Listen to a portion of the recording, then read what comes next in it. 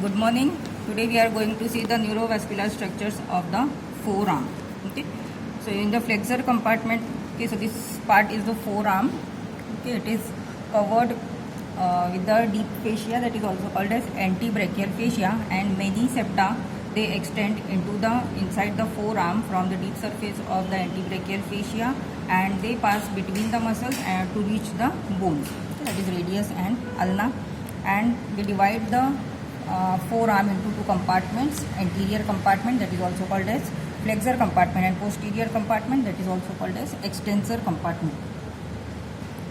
Okay, now we'll see the muscles in the flexor compartment. So muscles of the flexor compartment, they are arranged in two groups: superficial group and deep group. So in the superficial group, you will get the 5 muscles. From lateral to medial, they are pronator teres muscle, that forms the medial boundary of the cubital fossa, then flexor carpi radialis muscle, then palmaris longus muscle, then flexor digitorum superficialis muscle, and flexor carpi ulnaris muscle, that is most medial. Okay, so these are the 5 muscles that are present in the superficial layer of the flexor compartment. Now in the deep layer, there are 3 muscles. They are flexor digitorum profundus. So this is the flexor digitorum profundus muscle, and flexor pollicis longus. Okay, this is flexor pollicis longus, and deep to this you will get the pronator quadratus muscle. Okay, so these are the fibers of pronator quadratus muscle. Okay, so this is the pronator quadratus muscle. Okay, so 5 muscles in the superficial layer and 3 muscles in the deep layer. Okay, now we will see the vessels in the forearm.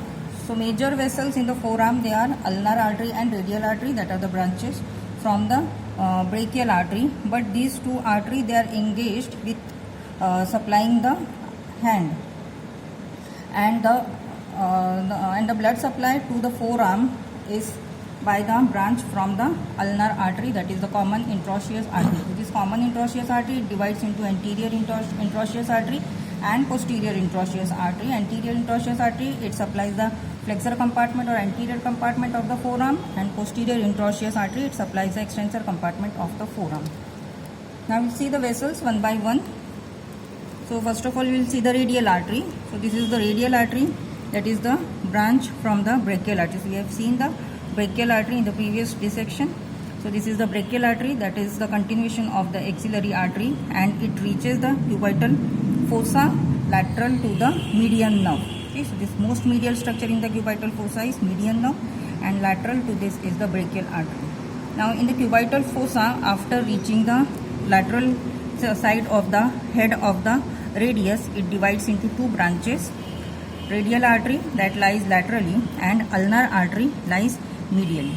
So these are the 2 terminal branches of the brachial artery, and these 2 arteries, they are accompanied by the venae comitants. Okay, so these are the venae comitants of the arteries.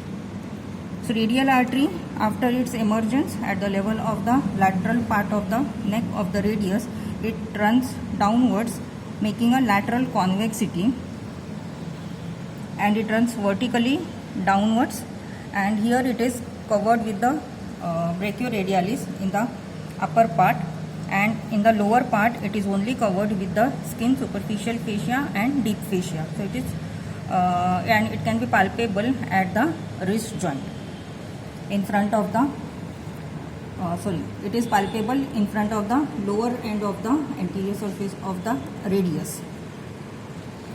Okay, now the bed of the artery is formed from above downwards by the tendon of the biceps, then supinator muscle. This is the supinator muscle. Then below there is flexor digitorum pronator teres in the middle, then flexor digitorum superficialis in the lower part. So these structures, and the lower part, the lower end of the radius, that is the anterior surface of the lower end of the radius, and here the arterial pulsations can be felt because the artery is superficial over here. So these structures from above downwards, they form the bed of the artery, that is biceps, tendon of the bicep, then supinator muscle, pronator teres and flexor digitorum superficialis and lower part of the or lower end of the radius. Now branches of the radial artery. So it gives off one branch in the cubital fossa, that is radial recurrent artery, that ascends upwards between the superficial and deep heads of the radial nerve, and in front of the lateral epicondyle it anastomosis with the radial collateral branch from the profunda brachii artery. Then in the lower part or at the wrist, it turns dorsally to enter the anatomical snuff box. Here it enters the anatomical snuff box, and then it enters the hand by passing between the two heads of the first dorsal interossea muscle. So this is the radial artery. Now we'll see the ulnar artery. So ulnar artery is the larger terminal branch from the brachial artery that is given off in the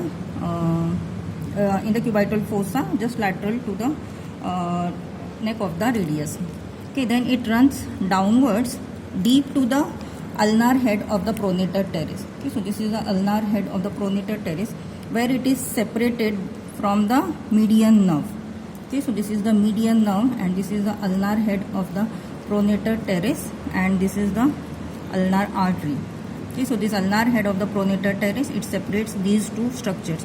So this ulnar artery, it lies deep to the ulnar head of the pronator teres, and this median nerve, it is superficial to the or above the ulnar head of the pronator teres. Then in the lower part, it passes deep to the flexor carpi ulnaris muscle. Okay, so here you can see the, and it emerges out. Okay, and it lies medial to the lateral to the flexor carpi ulnaris muscle. Okay, so this is the flexor carpi ulnaris muscle, and this is the ulnar nerve. In the lower part, it is covered only with the skin superficial fascia and deep fascia, and it is accompanied with the ulnar artery on its lateral side, and both these structures, ulnar nerve and ulnar artery, they enter the palm by passing above the flexor retinaculum. Okay, so this is the flexor retinaculum. So flexor retinaculum, it is the modification of the deep fascia, and that retains the tendons in their position. Okay, so this ulnar artery and ulnar nerve that lies medially and artery lies laterally, they enter the palm by passing above the flexor retinaculum. Now branches of the ulnar artery. In the cubital fossa, it gives off three branches, that is anterior ulnar recurrent and posterior ulnar recurrent. Anterior ulnar recurrent, it runs in front of the medial epicondyle, and it anastomosis with the inferior ulnar collateral artery, that is the branch from the brachial artery, and then posterior ulnar recurrent artery, it runs back or posterior to the medial epicondyle, and it anastomosis with the superior ulnar collateral artery, that is the branch from the brachial artery. Then it gives off in the cubital fossa, it gives off one branch, that is common interosseous artery. Okay, common interosseous artery. Then this common interosseous artery, after reaching the upper border of the interosseous membrane, it divides into two branches, anterior interosseous artery and posterior interosseous artery. Okay, now anterior interosseous artery, it runs downwards in front of the interosseous membrane, along with the anterior interosseous branch from the median nerve. Okay, so these are the vessels. Okay, anterior interosseous vessels and anterior interosseous nerve. Okay, so these structures, they run in front of the, and they are closely applied to the interosseous membrane. So this supplies the muscles of the anterior compartment. So this is the anterior interosseous artery. Okay, that is the branch from the common interosseous artery. Then posterior interosseous artery, it passes above through the gap between the oblique cord and the upper border of the interosseous border, and it interosseous membrane, and it enters the extensor compartment, and it supplies the muscles of the extensor compartment. So this is about the ulnar artery. So we have seen the radial artery, ulnar artery. Now we will see the nerves. So first of all is the median nerve. So this is the median nerve. So it is the most medial structure in the cubital fossa. Okay, it is formed by the medial root of the median nerve from the medial cord and lateral root of the median nerve from the lateral cord of brachial plexus. Okay, then it passes vertically downwards into the arm and it enters the cubital fossa by passing between the two heads of the pronator teres. Okay, so from the cubital fossa it enters the forearm by passing between the two heads of the pronator teres. Okay, so this is the humeral head of the pronator teres and this is the ulnar head of the pronator teres and this is the median nerve. Okay. Then again in the arm it passes between the two heads of the flexor digitorum superficialis, between the humero-ulnar head and the radial head. Okay. So here we will see the median nerve. Then it comes to lie in the midline of the median nerve of the forearm. Then it extends or it comes out from the lateral part of this flexor digitorum superficialis muscle. Okay, just lateral to the flexor digitorum superficialis. Okay, so this is the flexor digitorum superficialis and here you can see the median nerve. Then it passes downwards and it enters the palm by passing deep to the flexor retinaculum, okay, through the carpal tunnel. Okay. Here if the median nerve gets entrapped or gets compressed, then it produces various signs and symptoms and this is called as carpal tunnel syndrome. Okay, so this is the median nerve. Now median nerve, it supplies the muscles of the superficial compartment. So muscles supplied by median nerve are pronator teres, it supplies pronator teres, then flexor carpi radialis, flexor digitorum superficialis. Okay, so and palmaris longus. Okay, these four muscles from the superficial group are supplied by the median nerve, and the branch of the median nerve, that is anterior interosseous branch, it supplies the deep muscles, that is pronator quadratus, then lateral part of the flexor digitorum profundus and the flexor pollicis longus. Okay, so this is the anterior interosseous branch of the median nerve and it supplies the deep muscles except the medial part of the flexor digitorum profundus. So these are the branches and the supply of the median nerve. Now we will see the ulnar nerve. Okay, so this is the ulnar nerve. So ulnar nerve is the branch from the medial cord. Okay, behind the elbow joint, it is related to the groove that is present behind the medial epicondyle. Okay, so you can see over here it is related posterior to the medial epicondyle in a groove. Then it enters into the forearm by passing between the two heads of the flexor carpi ulnaris muscle. Okay, so this is the flexor carpi ulnaris muscle and this is the ulnar nerve. Then it runs vertically medial to the brachial artery and it enters the palm by passing above the flexor retinaculum along with the radial artery.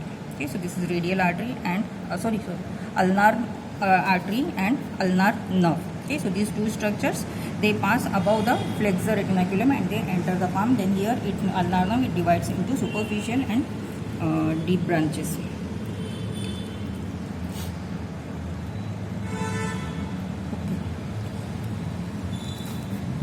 Okay, now the ulnar nerve, it supplies the flexor carpi ulnaris muscle.